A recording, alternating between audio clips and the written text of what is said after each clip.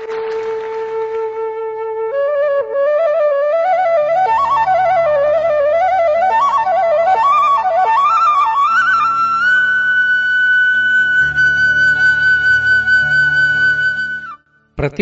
ಅವರ ದಿಶಾ ಮೌಲ್ಯಗಳ ಮುಂಬೆಳಕಿನಲ್ಲಿ ವ್ಯಕ್ತಿತ್ವ ವಿಕಸನ.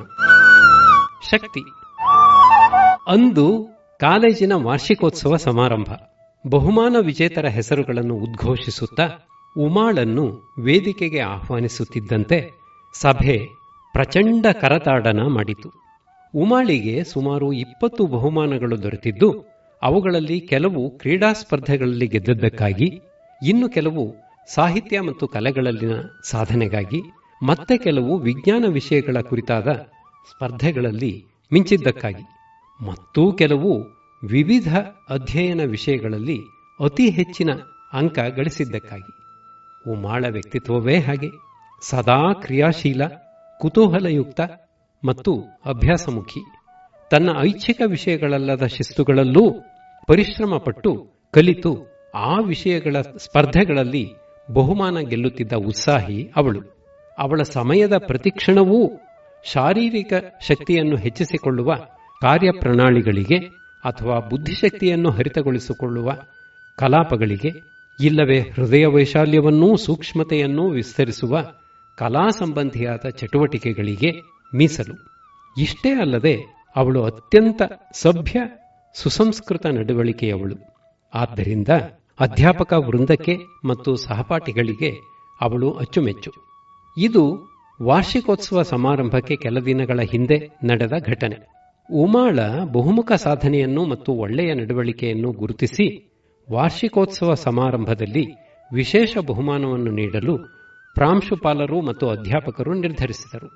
ಉಮಾಳಿಗೆ ಈ ಸಂತಸದ ಸುದ್ದಿಯನ್ನು ತಿಳಿಸಿದ ಪ್ರಾಂಶುಪಾಲರು ಸಮಾರಂಭಕ್ಕೆ ಅವಳ ತಾಯ್ತಂದೆಯರನ್ನೂ ಕರೆತರುವಂತೆ ಹೇಳಿ ಆಹ್ವಾನ ಪತ್ರಿಕೆಯನ್ನು ನೀಡಿದರು. ಕ್ಷಣಕಾಲ ಮೌನ ತಾಳಿದ ಉಮಾಳ ಮುಖದ ಮೇಲೆ ವಿಷಾದದ ನೆರಳೊಂದು ಸರಿದು ಬೇಗ ಮಾಯವಾಯಿತು. ಅವಳು ಮೆಲ್ಲನೆ ನುಡಿದಳು, ಸರ್, ನನ್ನ ತಾಯ್ತಂದೆಯರು ನಾನು ಚಿಕ್ಕವಳಿದ್ದಾಗಲೇ ರಸ್ತೆಯ ಅಪಘಾತವೊಂದಕ್ಕೆ ಸಿಲುಕಿ ವಿಧಿವಶರಾದರು. ನಂತರ ನಮ್ಮ ಬಂಧುಗಳು ನನ್ನನ್ನು ಹಾಸ್ಟೆಲ್ಗೆ ಸೇರಿಸಿದರು. ನಾನು ಈಗ ಆ ಹಾಸ್ಟೆಲ್ನಲ್ಲಿದ್ದೇನೆ. ಇದನ್ನು ಕೇಳಿದ ಪ್ರಾಂಶುಪಾಲರಿಗೆ ಮಾತು ನಿಂತು ಹೋದಂತಾಯಿತು. ಆದರೂ ನಿಧಾನವಾಗಿ ಮೃದು ದನಿಯಲ್ಲಿ ಕೇಳಿದರು, ಅಲ್ಲಮ್ಮ, ಮನೆಯಲ್ಲಿ ತಾಯ್ತಂದೆಯರಿದ್ದು ಸೂಕ್ತ ಮಾರ್ಗದರ್ಶನ ಪ್ರೋತ್ಸಾಹ ನೀಡಿದರೂ ಮಕ್ಕಳು ಏಳಿಗೆಗೆ ಬರುತ್ತಾರೆ ಎಂದು ಖಚಿತವಾಗಿ ಹೇಳುವಂತಿಲ್ಲ. ಹೀಗಿರುವಾಗ ಹಿರಿಯರ ಮಮತೆಯ ಆಸರೆಯೇ ಇಲ್ಲದೆ ನೀನು ಪ್ರತಿ ವರ್ಷ ಇದನ್ನೆಲ್ಲ ಸಾಧಿಸುತ್ತೀಯಲ್ಲ, ಅದು ಹೇಗೆ ಮಗು? ಉಮಾ ಹೇಳಿದಳು, ಸರ್, ನನ್ನ ಆಸೆ ಏನೆಂದರೆ ನಾನು ಯಾವ ವಿಷಯದಲ್ಲೂ ದುರ್ಬಲನಾಗಿರಬಾರದು ಎಂಬುದು. ನನ್ನನ್ನು ನೋಡಿಕೊಳ್ಳಲು ಯಾರೂ ಇಲ್ಲದಿದ್ದ ಮೇಲೆ ಎಲ್ಲ ವಿಷಯಗಳಲ್ಲೂ ನಾನು ಇನ್ನಷ್ಟು ಮತ್ತಷ್ಟು ಶಕ್ತಿಶಾಲಿಯಾಗಿರಬೇಕು ಅಲ್ಲವೇ? ಅಲ್ಲದೆ ನಾನಾ ಕ್ರಿಯಾತ್ಮಕ ಚಟುವಟಿಕೆಗಳಲ್ಲಿ ನನ್ನನ್ನು ನಾನು ತೊಡಗಿಸಿಕೊಂಡಾಗ ಸಂತೋಷ ಸಿಕ್ಕುತ್ತದೆ, ಬಾಳಿನ ಕಹಿ ಮರೆತು ಹೋಗುತ್ತದೆ. ಸರ್, ಅವಳ ಮಾತುಗಳನ್ನು ಕೇಳಿ ಮರುಕ ಮಡುಗಟ್ಟಿದ್ದ ಪ್ರಾಂಶುಪಾಲರ ಹೃದಯದಲ್ಲೂ ಈಗ ಶಕ್ತಿಯ ಸಂಚಾರವಾಯಿತು. ಎಳೆಯ ವಯಸ್ಸಿನ ಆ ಹುಡುಗಿಯ ಪ್ರಬುದ್ಧ ವಿಚಾರಗಳು ಪ್ರಾಂಶುಪಾಲರಲ್ಲಿ ಹಾಗೂ ಅಧ್ಯಾಪಕ ವೃಂದದಲ್ಲಿ ಬೆರಗು ಮೂಡಿಸಿದವು.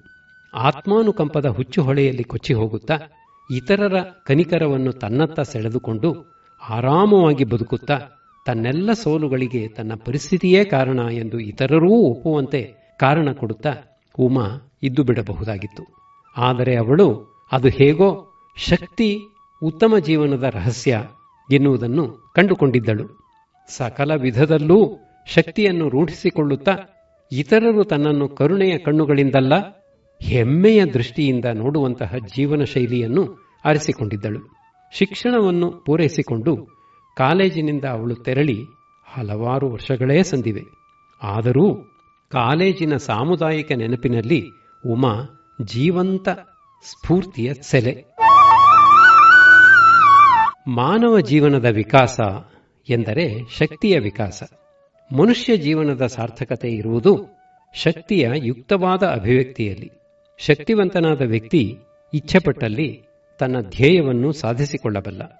ಶಕ್ತಿಶಾಲಿಯಾದ ವ್ಯಕ್ತಿಯ ಚಲನವಲನ, ರೀತಿನೀತಿ, ಕಾರ್ಯವೈಖರಿಗಳ ಹಿನ್ನೆಲೆಯಲ್ಲಿ ಗಮನೀಯವಾದ ದಾರ್ಢ್ಯವೊಂದು ಎದ್ದು ಕಾಣುತ್ತದೆ. ಬೀಸುವ ಗಾಳಿಗೆ ಎದುರುವಂತಹ ಲಘುವಾದ ವ್ಯಕ್ತಿತ್ವಕ್ಕೂ ತನ್ನ ಸುತ್ತಲ ವಾತಾವರಣದಲ್ಲೆಲ್ಲ ವಿದ್ಯುತ್ ಸಂಚಾರವಾಗುವಂತೆ ಮಾಡಬಲ್ಲ ಪರಿಣಾಮಕಾರಿಯಾದ ಸಶಕ್ತ ವ್ಯಕ್ತಿತ್ವಕ್ಕೂ ಭೂಮಿ ಆಕಾಶಗಳ ನಡುವಿನಷ್ಟು ಅಂತರ. ಯಶಸ್ಸು ದೊರಕುವುದು ಶಕ್ತಿಶಾಲಿಯಾದ ವ್ಯಕ್ತಿಗೆ, ಜಗತ್ತಿನ ಮನ್ನಣೆ ದೊರಕುವುದು ಶಕ್ತಿಶಾಲಿಯಾದ ವ್ಯಕ್ತಿಗೆ. ಆತ್ಮವಿಶ್ವಾಸ, ಸ್ವಾಭಿಮಾನ, ಸ್ವಾವಲಂಬನೆಯಂತಹ ಶ್ರೇಷ್ಠ ಗುಣಗಳು ನೆಲೆ ನಿಲ್ಲುವುದು ಶಕ್ತಿಶಾಲಿಯಾದ ವ್ಯಕ್ತಿಯಲ್ಲೇ. ದೌರ್ಬಲ್ಯದಿಂದ ಸಾರವಿಲ್ಲದ ಬದುಕಿಗೆ ಜಾರದಿರುವಂತಾಗಲು ಶಕ್ತಿಯನ್ನು ಗಳಿಸಿಕೊಳ್ಳುವುದೊಂದೇ ಮಾರ್ಗ. ಶಕ್ತಿಪೂರ್ಣವಾದ ಬಾಳ್ವೆ ಮಾತ್ರವೇ ಅರ್ಥಪೂರ್ಣ, ಪ್ರಭಾವಪೂರ್ಣವಾದ ಬಾಳ್ವೆ. ನಮ್ಮ ಸಮಾಜದ ನಡುವೆ ಕಂಗೊಳಿಸುವ ಗಣ್ಯಮಾನ್ಯ ವ್ಯಕ್ತಿಗಳನ್ನು ಗಮನಿಸಿದಾಗ ಅವರೆಲ್ಲ ಒಂದಲ್ಲ ಒಂದು ವಿಧದಿಂದ, ಒಂದಕ್ಕಿಂತ ಹೆಚ್ಚು ವಿಧದಿಂದ ಶಕ್ತಿಶಾಲಿಗಳಾಗಿರುವುದು ಕಂಡುಬರುತ್ತದೆ. ಆದರೆ ತಾವು ಅಪಾರವಾಗಿ ಪ್ರೀತಿಸುತ್ತಿದ್ದ ಯುವಜನತೆಯ ಹೃದಯಗಳಲ್ಲಿ ತಮ್ಮ ಜೀವನ ಮತ್ತು ವಿಚಾರಧಾರೆಗಳಿಂದ ಶಕ್ತಿಯ ರಭಸಪೂರ್ಣ ಪ್ರವಾಹವನ್ನೇ ಉಂಟುಮಾಡಿದ ಸ್ವಾಮಿ ವಿವೇಕಾನಂದರು ಪರಿಪೂರ್ಣವಾದ, ಸರ್ವಾಂಗೀಣವಾದ, ಶಕ್ತಿಯುತ ವ್ಯಕ್ತಿತ್ವದ ರೂಪುರೇಖೆಗಳನ್ನು ಸ್ಪಷ್ಟವಾಗಿ ಎತ್ತಿ ತೋರುತ್ತಾ ನುಡಿಯುತ್ತಾರೆ. ನಮಗೆ ಬೇಕಾಗಿರುವುದು ಕಬ್ಬಿಣದ ಮಾಂಸಖಂಡಗಳು, ಉಕ್ಕಿನ ನರಮಂಡಲ, ವಿದ್ಯುತ್ ಶಕ್ತಿಯಂತಹ ಇಚ್ಛಾಶಕ್ತಿ. ಶಕ್ತಿ, ಪೌರುಷ, ಕ್ಷಾತ್ರವೀರ್ಯ, ಬ್ರಹ್ಮತೇಜಸ್ಸು ನಮಗಿಂದು ಬೇಕಾಗಿರುವವು ಇವು. ನೆನಪಿಟ್ಟುಕೊಳ್ಳಿ, ಶಕ್ತಿಯೇ ಜೀವನ, ದೌರ್ಬಲ್ಯವೇ ಮರಣ. ಶಕ್ತಿಯೇ ಆನಂದ, ಶಕ್ತಿಯೇ ಅಮೃತ. ಮನುಷ್ಯನ ವ್ಯಕ್ತಿತ್ವದ ಪ್ರತಿಯೊಂದು ಸ್ತರವೂ, ಪದರ ಪದರವೂ ಶಕ್ತಿ ಸಂಪನ್ನವಾದಾಗ ಮಾತ್ರವೇ ಮನುಷ್ಯತ್ವದ ಪೂರ್ಣ ವೈಭವದಲ್ಲಿ ಜೀವನ ನಡೆಸಲು ಸಾಧ್ಯ ಎನ್ನುವುದು ಸ್ವಾಮೀಜಿಯವರ ಮಾತಿನ ತಿರುಳು. ನಿರಂತರವಾಗಿ ಪ್ರಭಾವಯುತವಾಗಿ ಕೆಲಸ ಮಾಡಲು ಎಷ್ಟೇ ಕೆಲಸ ಮಾಡಿದರೂ ಆಯಾಸದಿಂದ ಬಸವಳಿಯದಂತಾಗಲು, ಅನಾರೋಗ್ಯದ ಆಕ್ರಮಣದಿಂದ ಆಗಾಗ ಸಮಯವನ್ನು ನಷ್ಟ ಮಾಡಿಕೊಳ್ಳದೆ ಸತತ ಕಾರ್ಯಶೀಲರಾಗಲು ಬೇಕು ಅಪಾರ ದೈಹಿಕ ಶಕ್ತಿ. ಬದುಕಿನಲ್ಲಿ ಅನಿವಾರ್ಯವಾದ ಕಷ್ಟ ಸುಖಗಳು, ಲಾಭ ನಷ್ಟಗಳು ಯಾವುದೇ ತೀವ್ರತೆಯಲ್ಲಿ ಎದುರಾಗಲಿ ಅತಿಯಾದ ಭಾವೋದ್ರೇಕಕ್ಕೆ ಒಳಗಾಗದೆ ಆರೋಗ್ಯಕರ ಮಿತಿಯಲ್ಲಿ ಹಿತವಾದ, ಉದಾತ್ತವಾದ ಭಾವನೆಗಳನ್ನು ತಾಳಲು ಮತ್ತು ಸದಾ ಸಮಾಧಾನದಿಂದಿರಲು ಬೇಕು ಸುಲಭವಾಗಿ ಕುಸಿಯದ ದೃಢವಾದ ಮಾನಸಿಕ ಶಕ್ತಿ. ಉಪಯುಕ್ತವಾದ, ಉನ್ನತವಾದ ಮಾಹಿತಿಗಳನ್ನು ಸಂಗ್ರಹಿಸಲು, ಗ್ರಹಿಸಲು, ಆಳವಾದ ಚಿಂತನೆಯ ಮೂಲಕ ಅಂತರ್ಗತವಾಗಿಸಿಕೊಳ್ಳಲು, ಅರಿತ ವಿಚಾರಗಳನ್ನು ಸುಸಂಬದ್ಧವಾಗಿ ಅಭಿವ್ಯಕ್ತಿಗೊಳಿಸಲು, ಸರಿಯಾದ ತೀರ್ಮಾನಗಳನ್ನು ಕೈಗೊಳ್ಳಲು ಬೇಕು ಬೌದ್ಧಿಕ ಶಕ್ತಿ. ಸತ್ಯಪರತೆ, ಪ್ರಾಮಾಣಿಕತೆ, ಸಂಯಮ, ದಯೆ, ಸಹನೆ ಮೊದಲಾದ ಮೌಲ್ಯಗಳನ್ನು ಅಳವಡಿಸಿಕೊಂಡು ಹೃದಯವಂತಿಕೆಯಿಂದ ಬಾಳುತ್ತಾ ಒಳಹೊರಗೂ ಶಾಂತಿಯ ವಾತಾವರಣವನ್ನು ನಿರ್ಮಿಸಿಕೊಳ್ಳಲು ಬೇಕು ನೈತಿಕ ಶಕ್ತಿ. ಸಣ್ಣ ಪುಟ್ಟ ಸಂತೋಷಗಳಿಗೆ ಮನಸೋತು ಕೇವಲ ಅವುಗಳಲ್ಲೇ ತೃಪ್ತಿ ಕಾಣದೆ ಮನುಷ್ಯನಿಗೆ ಮಾತ್ರ ಎಟುಕುವ ಅತ್ಯುನ್ನತ ಮಟ್ಟದ ಶಾಶ್ವತ ಆನಂದವನ್ನು ಗಳಿಸಿಕೊಳ್ಳಲು ಬೇಕು ಆಧ್ಯಾತ್ಮಿಕ ಶಕ್ತಿ. ನಮಗೆ ಈ ಎಲ್ಲ ಶಕ್ತಿಗಳೂ ಬೇಕು, ಬೇಕೇ ಬೇಕು. ಹಿತಮಿತವಾದ ಆಹಾರ ಸೇವನೆ ಮತ್ತು ವ್ಯಾಯಾಮದಿಂದ ದೈಹಿಕ ಶಕ್ತಿಯನ್ನು, ಅಧ್ಯಯನ, ಚಿಂತನೆ, ವಿಚಾರ ವಿನಿಮಯಗಳಿಂದ ಹರಿತವಾದ ಬುದ್ಧಿಶಕ್ತಿಯನ್ನು, ಬದುಕಿನ ಅನುಭವಗಳ ಸೂಕ್ಷ್ಮ ವಿಶ್ಲೇಷಣೆ, ಸದಾಲೋಚನೆ, ಸದಭ್ಯಾಸಗಳಿಂದ ಮಾನಸಿಕ ಮತ್ತು ನೈತಿಕ ಶಕ್ತಿಯನ್ನು, ಪರಮಸತ್ಯದ ಕುರಿತಾದ ಧ್ಯಾನದ ಮೂಲಕ ಆಧ್ಯಾತ್ಮಿಕ ಶಕ್ತಿಯನ್ನು ಗಳಿಸಿಕೊಳ್ಳಬಹುದು. ಈ ಪ್ರಯತ್ನಗಳ ಸಮೂಹದಿಂದ ಶಕ್ತಿಶಾಲಿಯಾದ ವ್ಯಕ್ತಿ ವಿಶ್ವ ವಿಜಯಿಯಾಗುವುದರಲ್ಲಿ ಅಚ್ಚರಿ ಏನಿದೆ?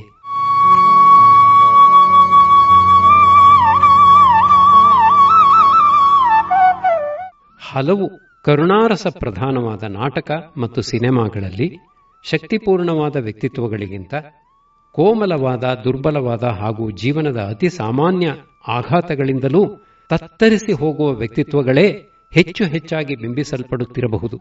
ವಿವೇಚನಾ ಶಕ್ತಿಯಿಲ್ಲದ, ಸುಲಭವಾಗಿ ಭಾವೋದ್ವೇಗಕ್ಕೆ ಒಳಗಾಗುವ ದುರ್ಬಲರಾದ ಯುವಜನರು ಇಂಥ ವ್ಯಕ್ತಿತ್ವಗಳನ್ನೇ ಅನುಕರಿಸಲು ಹೋಗಿ ಜೀವನವನ್ನು ನಾಶ ಮಾಡಿಕೊಳ್ಳುತ್ತಿದ್ದಾರೆ. ಶಕ್ತಿಶಾಲಿ ಬದುಕನ್ನು ಸರ್ವಥಾ ನಿರ್ಮಾಣ ಮಾಡಿಕೊಳ್ಳುವ ಬಲವಾದ ಸಂಕಲ್ಪ ಮಾಡುವ ಬದಲಾಗಿ ಶಕ್ತಿಹೀನ ಬದುಕಿನ ರೀತಿಗೆ ಅವರು ಮಾರು ಹೋಗುತ್ತಿರುವುದು ಬಹಳ ಅಪಾಯಕಾರಿಯಾದ ಬೆಳವಣಿಗೆಯೇ ಸರಿ. 2005ರಲ್ಲಿ ಮದ್ರಾಸಿನ ಐಐಟಿ ವಿದ್ಯಾರ್ಥಿಗಳನ್ನು ಉದ್ದೇಶಿಸಿ ಮಾತನಾಡುತ್ತಾ ಭಾರತದ ಐಟಿ ಕ್ಷೇತ್ರದ ಝಾರ್ ಎಂದೇ ಪ್ರಖ್ಯಾತರಾದ ವಿಪ್ರೋ ಕಂಪನಿಯ ಮಾಲೀಕ ಶ್ರೀ ಅಜೀಂ ಪ್ರೇಮ್ಜಿ ಹೇಳಿದರು, ಇಂದಿನ ಯುವಕರು ತಮ್ಮ ವೃತ್ತಿಜೀವನದ ಪ್ರಾರಂಭದಲ್ಲಿಯೇ ಎದುರಿಸುವ ಕಾರ್ಯದೊತ್ತಡ ಆತಂಕಗಳನ್ನು ಹಿಂದಿನ ಪೀಳಿಗೆಯವರು ನಿವೃತ್ತರಾಗುವ ವೇಳೆಯಲ್ಲಿ ಎದುರಿಸುತ್ತಿದ್ದರು. ಕಾರ್ಯಕ್ಷೇತ್ರ ನಿಮ್ಮತ್ತ ಎಸೆಯುವ ಸವಾಲುಗಳನ್ನು ಎದುರಿಸಲು ನಿಮಗೆ ಅಪಾರವಾದ ಅಗಾಧವಾದ ಶಕ್ತಿ ಬೇಕಾಗುತ್ತದೆ. ಇಂದಿನ ಯುವಜನಾಂಗ ಯಶಸ್ವಿಗಳಾಗಬೇಕಾಗಿರುವುದು ಕಟುತರವಾದ ಸ್ಪರ್ಧಾತ್ಮಕ ಜಗತ್ತಿನಲ್ಲಿ. ಇಂದಿನ ಯುವ ಪೀಳಿಗೆ ಎದುರಿಸಬೇಕಾಗಿರುವುದು ಪ್ರಾದೇಶಿಕ ಸವಾಲುಗಳನ್ನಲ್ಲ, ಜಾಗತಿಕ ಸವಾಲುಗಳನ್ನು. ದುರ್ಬಲರಿಗೆ, ಅಶಕ್ತರಿಗೆ, ಅಸಹಾಯಕರಿಗೆ, ಪರಾವಲಂಬಿಗಳಿಗೆ ಈ ಸ್ಪರ್ಧಾತ್ಮಕ ಜಗತ್ತಿನಲ್ಲಿ ಸ್ಥಾನ ದೊರೆಯುವುದು ಬಹಳ ಕಷ್ಟ. ಪರಿಸ್ಥಿತಿ ಹೀಗಿರುವಾಗ ನಮಗೆ ಶಕ್ತಿಶಾಲಿ ವ್ಯಕ್ತಿತ್ವದ ವಿನಾ ಬೇರೆ ಆಯ್ಕೆ ಏನಿದೆ? ಶಕ್ತಿಪೂರ್ಣ ವ್ಯಕ್ತಿತ್ವವನ್ನು ಬೆಳೆಸಿಕೊಳ್ಳುವಲ್ಲಿ ಉಪಯೋಗಕ್ಕೆ ಬರುವ ಒಳಗುಟ್ಟು ಒಂದಿದೆ. ಅದೇನೆಂದರೆ, ದೌರ್ಬಲ್ಯ ಶಾಶ್ವತವಾದ ಸ್ಥಿತಿಯೇನಲ್ಲ. ಅಶಕ್ತನಾದ ವ್ಯಕ್ತಿ ಜೀವನದುದ್ದಕ್ಕೂ ಶಕ್ತಿಹೀನನಾಗಿಯೇ ಉಳಿಯಬೇಕಾಗಿಲ್ಲ. ಯಾವ ಕ್ಷೇತ್ರದಲ್ಲಿ ತಾನು ದುರ್ಬಲನಾಗಿದ್ದೇನೆ ಎನ್ನುವುದನ್ನು ಅವನು ಗುರುತಿಸಿಕೊಂಡರಾಯಿತು. ವ್ಯವಸ್ಥಿತವಾದ ದೀರ್ಘಕಾಲಿಕ ಪ್ರಯತ್ನ ಹಾಗೂ ಹೋರಾಟಗಳ ಮೂಲಕ ಆ ವಿಷಯದಲ್ಲಿ ಶಕ್ತಿಯನ್ನು ಗಳಿಸಿಕೊಳ್ಳಬಹುದು. ಯಾವುದೇ ವಲಯದಲ್ಲಿ ಯಶಸ್ವಿಗಳಾದವರನ್ನು ಕಂಡಾಗ ಮೇಲ್ನೋಟಕ್ಕೆ ಅವರ ಯಶಸ್ಸೇ ಅವರಿಗೆ ಶಕ್ತಿಯನ್ನು ತಂದುಕೊಟ್ಟಿರುವಂತೆ ಕಂಡುಬರುತ್ತದೆ. ಆದರೆ ಹಾಗಲ್ಲ. ಕ್ರಮಬದ್ಧವಾದ ಅಭ್ಯಾಸ ಮತ್ತು ಸೋಮಾರಿತನ ದೌರ್ಬಲ್ಯಗಳ ವಿರುದ್ಧದ ಹೋರಾಟವೇ ಅವರಿಗೆ ಶಕ್ತಿಯನ್ನು ನೀಡಿರುತ್ತದೆ. ನಮ್ಮನ್ನು ದುರ್ಬಲಗೊಳಿಸುವ ವಿಷಯಗಳೆಲ್ಲವನ್ನೂ ವಿಷದಂತೆ ತ್ಯಜಿಸುವುದೂ ಶಕ್ತಿಯ ಗಳಿಕೆಯಲ್ಲಿ ಪ್ರಧಾನ ಪಾತ್ರವನ್ನು ವಹಿಸುತ್ತದೆ. ನಮ್ಮಲ್ಲಿ ಶಕ್ತಿ ತುಂಬಿದೆ ಎನ್ನುವುದಾದರೆ ಅದರ ಸ್ಪಷ್ಟ ಅರಿವಾಗುವುದು ನಾವಿರುವ ಆನಂದಮಯ ಸ್ಥಿತಿಯಿಂದಲೇ. ಶಕ್ತಿಯ ಸಂಕೇತ ಆನಂದ, ದೌರ್ಬಲ್ಯದ ಹೆಗ್ಗುರುತು ದುಃಖ ಮತ್ತು ದೈನ್ಯ. ಆರ್ನಾಲ್ಡ್ ಶ್ವಾರ್ಜ್ನೆಗ್ಗರ್ ಒಬ್ಬ ಪ್ರಖ್ಯಾತ ಹಾಲಿವುಡ್ ನಟ. ಅವನ ತಂದೆ ಕ್ರೂರಿ ಎನ್ನಿಸುವಷ್ಟರ ಮಟ್ಟಿಗೆ ಸರ್ವಾಧಿಕಾರಿ ಮನೋಭಾವದವನು. ಅವನ ನೆನಪು ಶ್ವಾರ್ಜ್ನೆಗ್ಗರ್ಗೆ ಎಂದಿಗೂ ಹಿತವೆನಿಸುತ್ತಿರಲಿಲ್ಲ. ಆದರೆ ಒಂದು ವಿಷಯದಲ್ಲಿ ಅವನು ತನ್ನ ತಂದೆಗೆ ಋಣಿಯಾಗಿದ್ದ. ಅವನು ಚಿಕ್ಕವನಾಗಿದ್ದಾಗ ಅವನ ತಂದೆ ಜಾಯ್ ಥ್ರೂ ಸ್ಟ್ರೆಂಗ್ತ್, ಶಕ್ತಿಯಿಂದಲೇ ಆನಂದ ಎಂದು ಫಲಕವೊಂದರಲ್ಲಿ ಬರೆದು ಅದನ್ನು ಮನೆಯಲ್ಲಿ ತೂಗು ಹಾಕಿದ್ದ. ಆ ಫಲಕ ಶ್ವಾರ್ಜ್ನೆಗ್ಗರಿಗೆ ಶಕ್ತಿಶಾಲಿಯಾಗುವಂತೆ ತೀವ್ರವಾದ ಪ್ರೇರಣೆ ನೀಡಿತು. ಆನಂದದ ಅನ್ವೇಷಣೆಯಲ್ಲಿ ಶ್ವಾರ್ಜ್ನೆಗ್ಗರ್ ಶಕ್ತಿಯನ್ನು ಗಳಿಸುತ್ತಾ ಅಪ್ರತಿಮ ಬಾಡಿ ಬಿಲ್ಡರ್ ಆದ. ಯಶಸ್ಸು ಅವನನ್ನು ಅನುಸರಿಸಿ ಬಂತು. ಶಕ್ತಿಯನ್ನು ಗಳಿಸಿಕೊಳ್ಳಬೇಕಾದದ್ದು, ವೃದ್ಧಿಪಡಿಸಿಕೊಳ್ಳಬೇಕಾದದ್ದು ಎಷ್ಟು ಮುಖ್ಯವೋ ಅದನ್ನು ಅಭಿವ್ಯಕ್ತಗೊಳಿಸುವ ರೀತಿಯನ್ನು ಅರಿಯಬೇಕಾದದ್ದು ಅಷ್ಟೇ ಮುಖ್ಯ. ಅನಗತ್ಯವಾದ ಶಕ್ತಿಯ ಪ್ರದರ್ಶನ ಅಸಭ್ಯ ಎನಿಸಿದರೆ ಅನಗತ್ಯವಾಗಿ ಶಕ್ತಿಯನ್ನು ಬಳಸುವುದು ಕ್ರೌರ್ಯ ಎಂದು ಕರೆಸಿಕೊಳ್ಳುತ್ತದೆ. ಆತ್ಮರಕ್ಷಣೆ ಮಾಡಿಕೊಳ್ಳಲು ಮತ್ತು ನ್ಯಾಯಬದ್ಧವಾದ ಕಾರ್ಯಗಳನ್ನು ಸಾಧಿಸಿಕೊಳ್ಳಲು ಶಕ್ತಿ ಪ್ರದರ್ಶನ ಮಾಡಬಹುದು, ಯುಕ್ತಿಯನ್ನೂ ಬಳಸಬಹುದು. ಇವೆರಡು ತಂತ್ರಗಳೂ ಸಫಲವಾಗದಿದ್ದಾಗ ಶಕ್ತಿಯನ್ನು ಉಪಯೋಗಿಸುವುದೊಂದೇ ದಾರಿ. ಜೀವನದಲ್ಲಿ ಎದುರಾಗುವ ಪ್ರತಿಯೊಂದು ಸಮಸ್ಯೆಗೂ ಶಕ್ತಿಯೇ ಸರಿಯಾದ ಉತ್ತರ. ಶಕ್ತಿಶಾಲಿಗಳಾಗಿ ಬದುಕುವ ವೀರ ಪ್ರತಿಜ್ಞೆ ಮಾಡಿ ಅದನ್ನು ಪಾಲಿಸೋಣ. ದೌರ್ಬಲ್ಯ ಎಂತಹ ಥಳಥಳಿಸುವ ಮೋಹಕ ಕವಚವನ್ನು ತೊಟ್ಟು ಬಂದರೂ ಅದನ್ನು ದೂರವಿರಿಸೋಣ. ಶಕ್ತಿಯನ್ನು ಗಳಿಸುವುದೊಂದೇ ಯಶಸ್ವಿ ಬದುಕಿಗೆ ಮಾರ್ಗ ಎನ್ನುವ ವಿವೇಕದ ಸೊಡರನ್ನು ಸದಾ ಜ್ವಲಂತವಾಗಿ ಇರಿಸಿಕೊಳ್ಳೋಣ. ಶಕ್ತಿಯನ್ನು ಪಡೆದುಕೊಳ್ಳಲು ಹೃತ್ಪೂರ್ವಕ ಪ್ರಯತ್ನ ಮಾಡೋಣ. ಶಕ್ತಿಶಾಲಿಯಾದ ವೈಭವಪೂರ್ಣ ಭಾರತವನ್ನು ನಿರ್ಮಿಸೋಣ. ಯುವ ಶಕ್ತಿಗೆ ಇದೊಂದು ಅಸಾಧ್ಯವಾದ ಸವಾಲೇನು?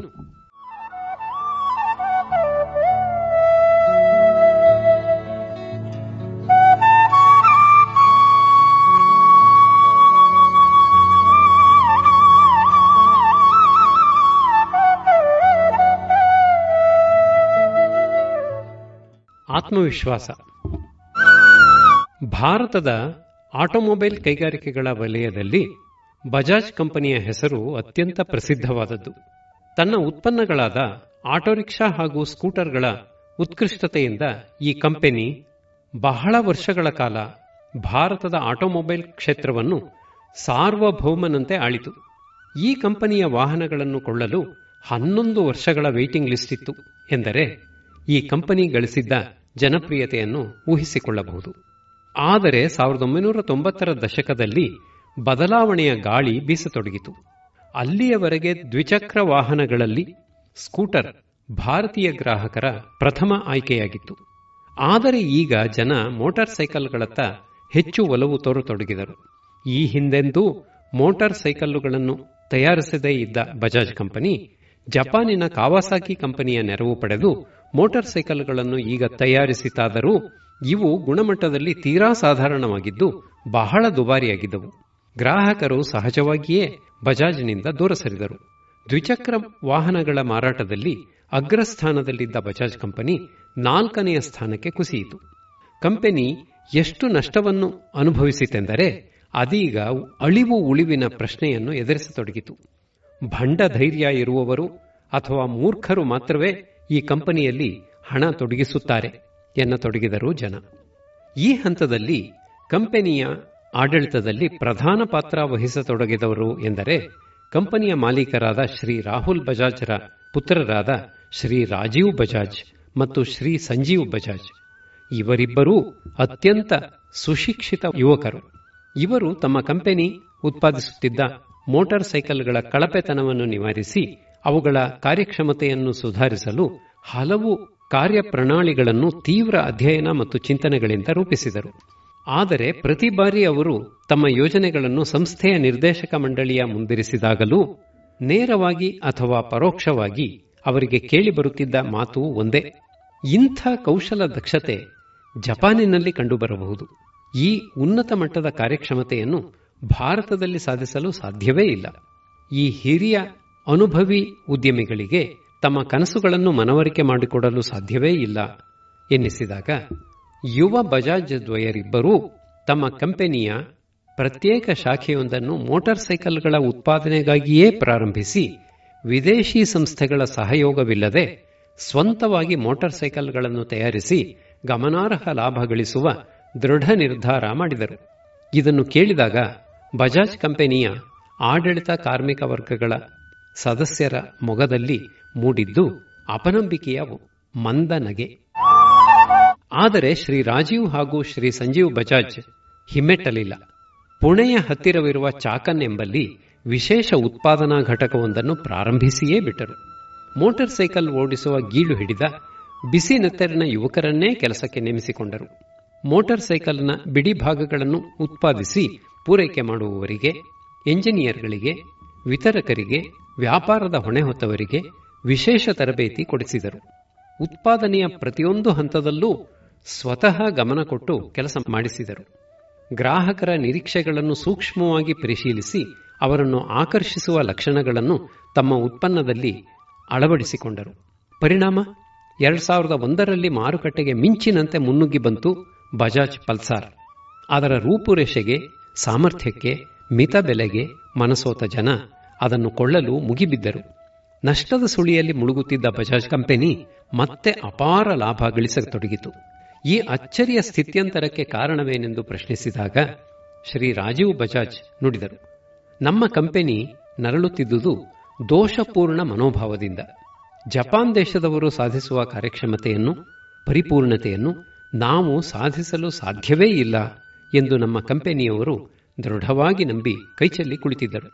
ಆದರೆ ನಾವು ಆ ಗುಣಮಟ್ಟವನ್ನು ಸಾಧಿಸಿ ತೋರಿಸುತ್ತೇವೆ ಎಂಬ ಆತ್ಮವಿಶ್ವಾಸದಿಂದ ಕಾರ್ಯಪ್ರವೃತ್ತರಾದೆವು.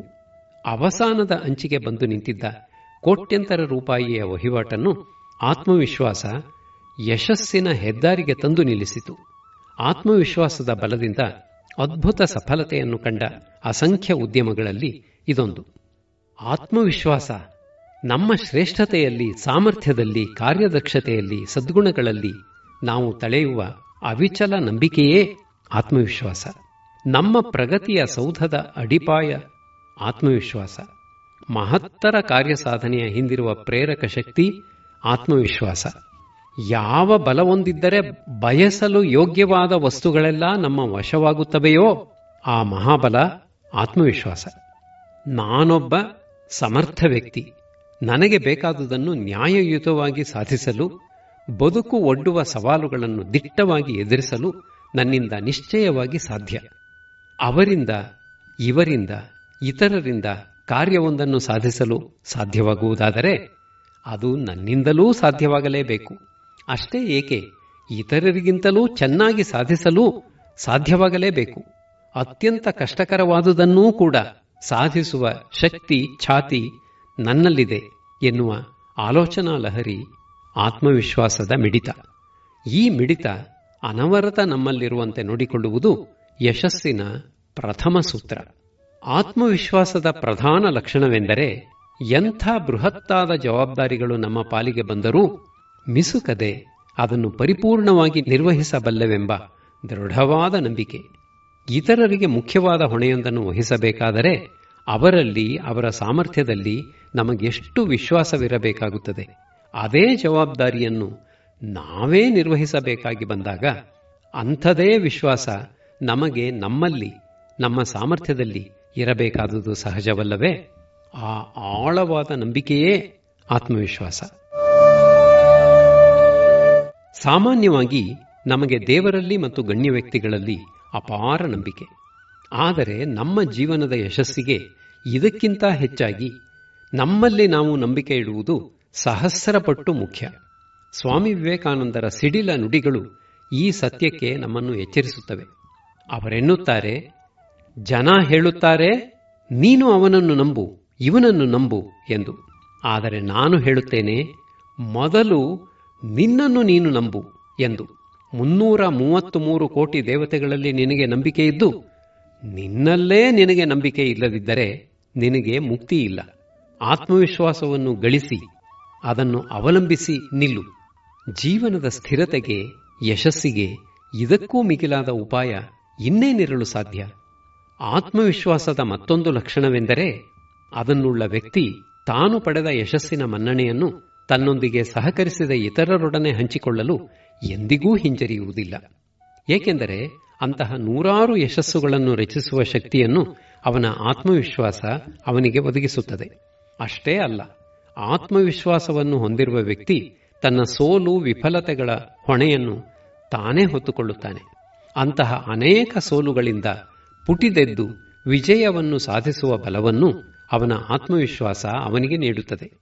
ಮುಂಬಯಿಯ ಅಭಿಮಾನದ ಪ್ರತೀಕವಾದ ತಾಜ್ ಹೋಟೆಲ್ ಉಗ್ರರ ದಾಳಿಯಿಂದ ತೀವ್ರ ಹಾನಿಗೊಳಗಾದ 1 ವರ್ಷದೊಳಗೆ ಅದನ್ನು ಪುನರ್ ನಿರ್ಮಿಸಿದ ಅದರ ಮಾಲೀಕರಾದ ಶ್ರೀ ರತನ್ ಟಾಟಾ ನುಡಿದರು, ಉಗ್ರರು ಅವರು ನಮ್ಮನ್ನು ಹೊಡೆದು ಉರುಳಿಸಿರಬಹುದು, ಆದರೆ ಹೊಡೆದೋಡಿಸಲಾರರು. ಎಂಥ ಆತ್ಮವಿಶ್ವಾಸ! ಜಯವನ್ನು ಗುರಿಯಾಗಿಸಿಕೊಂಡು ಆತ್ಮವಿಶ್ವಾಸದೊಂದಿಗೆ ಮುನ್ನಡೆಯುವವರಿಗೆ ಸೋಲು ಶಾಶ್ವತ ನೆಲೆಯಲ್ಲ, ತಾತ್ಕಾಲಿಕ ತಂಗುದಾಣ ಮಾತ್ರ.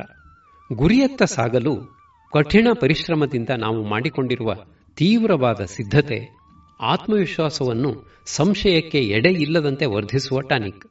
ಇದರಂತೆ ಆತ್ಮವಿಶ್ವಾಸವನ್ನು ಹೆಚ್ಚಿಸಬಲ್ಲ ಅಂಶ ಮತ್ತೊಂದಿಲ್ಲ. ಆತ್ಮವಿಶ್ವಾಸವನ್ನು ಗಳಿಸಿಕೊಳ್ಳುವ ವಿವಿಧ ಮಾರ್ಗಗಳನ್ನು ಬೋಧಿಸುವ ಶಿಬಿರಗಳಲ್ಲಿ ಭಾಗವಹಿಸಿದ ಹಲವರು ಕೆಲಕಾಲದ ನಂತರ ದೂರುವುದುಂಟು. ಆ ಶಿಬಿರದಲ್ಲಿ ಪಾಲ್ಗೊಂಡು ಹಿಂದಿರುಗಿದ ಹೊಸತರಲ್ಲಿ ನನ್ನಲ್ಲಿ ಚಿಮ್ಮುತ್ತಿದ್ದ ಆತ್ಮವಿಶ್ವಾಸ ಇದೀಗ ಬತ್ತಿಯೇ ಹೋಗಿದೆ. ಈ ಸ್ಥಿತಿಗೆ ಕಾರಣವೇನೆಂದರೆ ಆತ್ಮವಿಶ್ವಾಸವನ್ನು ಉದ್ದೀಪನಗೊಳಿಸುವ ಭಾವನೆಗಳನ್ನು ಅವರು ಮೆಲುಕಾಡಿದರೇ ವಿನಾ ಅದನ್ನು ದೃಢವಾಗಿ ಉಳಿಸಿ ಬೆಳೆಸಿಕೊಳ್ಳಲು ಅಗತ್ಯವಾದ ಸಾಧನೆಯನ್ನು ಮಾಡಲಿಲ್ಲ. ಯುಕ್ತವಾದ ಸಾಧನೆಯಿಂದ ಯೋಗ್ಯತೆಯನ್ನು ಗಳಿಸಿಕೊಳ್ಳದೆ ಹೋದರೆ ನಾವಾಡುವ ಆತ್ಮವಿಶ್ವಾಸದ ಮಾತುಗಳೆಲ್ಲ ಒಣಜಂಭವಾದೀತು ಅಷ್ಟೇ. ಭೌತಶಾಸ್ತ್ರದ ವಿಷಯದಲ್ಲಿ ಭಾರತಕ್ಕೆ ಏಕೈಕ ನೊಬೆಲ್ ಪ್ರಶಸ್ತಿಯನ್ನು ತಂದುಕೊಟ್ಟ ಮಹಾವಿಜ್ಞಾನಿ ಸರ್ ಸಿ.ವಿ. ರಾಮನ್ ಕಣಗಳು ಹಾಗೂ ಕಣಸಮೂಹಗಳು ಬೆಳಕನ್ನು ಚದುರಿಸುವ ಪ್ರಕ್ರಿಯೆಯನ್ನು ಅವರು ಕಂಡುಹಿಡಿದು ಅದಕ್ಕೆ ಸೂಕ್ತವಾದ ವಿವರಣೆಯನ್ನು ಮಂಡಿಸಿದರು. ಇದು ರಾಮನ್ ಪರಿಣಾಮ ಎನ್ನುವ ಹೆಸರಿನಿಂದ ಪ್ರಸಿದ್ಧವಾಯಿತು. 1930ರಲ್ಲಿ ಆ ವರ್ಷದ ನೊಬೆಲ್ ಪ್ರಶಸ್ತಿ ವಿಜೇತರ ಹೆಸರುಗಳನ್ನು ಪ್ರಕಟಪಡಿಸಲು ಇನ್ನೂ 6 ತಿಂಗಳಿತ್ತು. ಆಗಲೇ ರಾಮನ್ ಅವರು ಈ ವರ್ಷದ ಭೌತಶಾಸ್ತ್ರದ ನೊಬೆಲ್ ಪ್ರಶಸ್ತಿ ರಾಮನ್ ಪರಿಣಾಮವನ್ನು ಕಂಡುಹಿಡಿದುದಕ್ಕಾಗಿ ನನಗೇ ದೊರೆಯಲಿದೆ ಎನ್ನುತ್ತಾ ಪ್ರಶಸ್ತಿ ಪ್ರದಾನ ಸಮಾರಂಭಕ್ಕೆ ಸ್ವೀಡನ್ ದೇಶಕ್ಕೆ ಸ್ಟೀಮರಿನಲ್ಲಿ ತೆರಳಲು ತಮಗೆ ಮತ್ತು ತಮ್ಮ ಪತ್ನಿಗೆ ಸೀಟುಗಳನ್ನು ಕಾದಿರಿಸಿಯೇ ಬಿಟ್ಟರು. ಇತರರಿಗೆ ಇದು ಅಹಂಕಾರ, ಅತಿಯಾದ ಆತ್ಮವಿಶ್ವಾಸ ಎನ್ನಿಸಿದ್ದು ಹೌದು.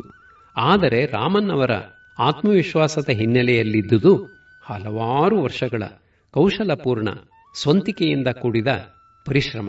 ನಿಜಕ್ಕೂ ಆ ವರ್ಷ ರಾಮನ್ ಅವರಿಗೆ ನೊಬೆಲ್ ಪ್ರಶಸ್ತಿ ದಕ್ಕಿತು. ಗುರಿಯತ್ತ ಸಾಗುವ ಪ್ರಯತ್ನದಲ್ಲಿ ಆಗಾಗ ಎದುರಾಗುವ ಸೋಲು, ಇತರರು ಆಡುವ ನಿರುತ್ಸಾಹದಾಯಕವಾದ ನಿಂದೆಯ ಮಾತುಗಳು ನಮ್ಮೊಳಗೆ ಜ್ವಲಿಸುತ್ತಿರುವ ಆತ್ಮವಿಶ್ವಾಸದ ದೀಪವನ್ನು ಅಲುಗಿಸಬಹುದು, ನಂದಿಸಲೂಬಹುದು. ಆದರೆ ಇವನ್ನೆಲ್ಲ ನಾವು ನಮ್ಮ ಶಕ್ತಿಯ ಸರಹದ್ದು ಎಂಬಂತೆ ಕಾಣಿಸುವ ಇತಿಮಿತಿಗಳನ್ನು ದಾಟಿ ಮುಂದೆ ಹೋಗಲು ಪರಿಸ್ಥಿತಿ ಒಡ್ಡಿದ ಸವಾಲು ಎಂದು ಸ್ವೀಕರಿಸಿದರೆ ನಮ್ಮ ಆತ್ಮವಿಶ್ವಾಸ ಮತ್ತಷ್ಟು ಹೆಚ್ಚುತ್ತದೆ. ನಮಗೆ ಅಸಾಧ್ಯವಾದುದು ಯಾವುದೂ ಇಲ್ಲ ಎನ್ನುವುದು ಸತ್ಯ. ಆದರೆ ನಮ್ಮ ಗುರಿಯನ್ನು ಗುರುತುಪಡಿಸಿಕೊಳ್ಳುವಾಗ ನಮ್ಮ ನಿಜವಾದ ಅರ್ಹತೆಯನ್ನು ಗಮನದಲ್ಲಿ ಇರಿಸಿಕೊಳ್ಳುವುದು ಬಹಳ ಮುಖ್ಯ. ಎಲ್ಲರಿಗೂ ಎಲ್ಲ ವಿಷಯಗಳಲ್ಲೂ ಸಹಜವಾದ ಸಾಮರ್ಥ್ಯ ಇರುವುದಿಲ್ಲ. ಆದ್ದರಿಂದ ನಮ್ಮ ಶಕ್ತಿ ವಿಶೇಷಗಳನ್ನು ಕಂಡುಕೊಂಡ ಮೇಲೆ ನಮ್ಮ ಗುರಿಯನ್ನು ನಿರ್ಧರಿಸಿಕೊಳ್ಳುವುದು, ಒಮ್ಮೆ ಗುರಿಯನ್ನು ತೀರ್ಮಾನಿಸಿಕೊಂಡ ನಂತರ ಆತ್ಮವಿಶ್ವಾಸಪೂರ್ವಕವಾಗಿ ಪ್ರಯತ್ನಶೀಲರಾಗುವುದು ಸರಿಯಾದ ರೀತಿ. ಇಲ್ಲದಿದ್ದರೆ ಆತ್ಮವಿಶ್ವಾಸಪರವಾದ ಚಿಂತನೆಗಳನ್ನು ಎಷ್ಟೇ ಮನದಲ್ಲಿ ತಂದುಕೊಂಡರೂ ಅವು ಸ್ಥಾಯಿಯಾಗಿ ನಿಲ್ಲುವುದಿಲ್ಲ, ಯಶಸ್ಸಿಗೆ ಪೂರಕವಾದ ಸಹಕಾರವನ್ನು ನೀಡುವುದಿಲ್ಲ. ವ್ಯಕ್ತಿಯೊಬ್ಬನ ಶಕ್ತಿ ಸಾಮರ್ಥ್ಯಗಳು ಉತ್ತುಂಗದಲ್ಲಿರುವ ಪರ್ವ ಯೌವನ. ಈ ಅದ್ಭುತವಾದ ಅಂಶಗಳೊಂದಿಗೆ ಆತ್ಮವಿಶ್ವಾಸ ಮಿಳಿತಗೊಂಡರೆ ಸಫಲತೆ ಶತಸಿದ್ಧ. ಆತ್ಮವಿಶ್ವಾಸವನ್ನು ಹುರಿಗೊಳಿಸುವ ಆಲೋಚನೆಗಳು ನಮ್ಮ ಮನದಲ್ಲಿ ಮಾರ್ದನಿಸಲಿ. ನಮ್ಮಲ್ಲಿ ಕೆಲವು ದೋಷ ದೌರ್ಬಲ್ಯಗಳು ಇರಬಹುದು. ಇದ್ದರೇನಂತೆ, ಅವು ಇತರರಲ್ಲಿ ಇಲ್ಲವೇನು? ಆತ್ಮವಿಶ್ವಾಸದಿಂದ ಒಡಗೂಡಿದ ಪ್ರಯತ್ನಗಳಿಂದ ಈ ದೌರ್ಬಲ್ಯಗಳನ್ನು ಅಳಿಸಿ ಶಕ್ತಿಯನ್ನು ಅರಳಿಸಿಕೊಳ್ಳಬಹುದು. ಆತ್ಮವಿಶ್ವಾಸವಿರುವ ವ್ಯಕ್ತಿ ಕಾರ್ಯಕ್ಕೆ ಕೈ ಹಾಕಿದ ಮೇಲೆ ಕ್ಷಣಿಕವಾದ ಸೋಲುಗಳನ್ನು ಎದುರಿಸಿದರೆ, ಆತ್ಮವಿಶ್ವಾಸವಿಲ್ಲದವನು ಕಾರ್ಯಪ್ರವೃತ್ತನಾಗುವ ಮೊದಲೇ ಶಾಶ್ವತವಾದ ಸೋಲನ್ನು ಅನುಭವಿಸುತ್ತಾನೆ, ಒಪ್ಪಿಕೊಳ್ಳುತ್ತಾನೆ. ಅನಂತ ಸಾಧ್ಯತೆಗಳಿಂದ ಕೂಡಿದ ನಾವು ಗೆಲುವಿನಿಂದ ತಲೆ ಎತ್ತಿ ಬಾಳದೆ ಆತ್ಮವಿಶ್ವಾಸ ವಿಹೀನರಾಗಿ ತಲೆ ತಗ್ಗಿಸಬೇಕೇಕೆ? ಚೈತನ್ಯ, ಜೀವಂತಿಕೆ, ಸಾಧನೆಗಳಿಂದ ಸ್ಪಂದಿಸುವ ಜೀವನವನ್ನು ನಮ್ಮದಾಗಿಸಿಕೊಳ್ಳದೆ ನಿರಾಶೆ, ದುಃಖ, ಅಪಮಾನಗಳಿಂದ ಕೂಡಿದ ಕತ್ತಲ ಬದುಕನ್ನು ಬಾಳಬೇಕೇಕೆ? ಆತ್ಮವಿಶ್ವಾಸವನ್ನು ಅಂತರಂಗದೊಳಗೆ ಯತ್ನಪೂರ್ವಕವಾಗಿ ತುಂಬಿಸಿಕೊಂಡು ಶ್ರೇಷ್ಠವಾದ ಬದುಕನ್ನು ರೂಪಿಸಿಕೊಳ್ಳೋಣ, ಅಭಿಮಾನದಿಂದ ಬಾಳೋಣ.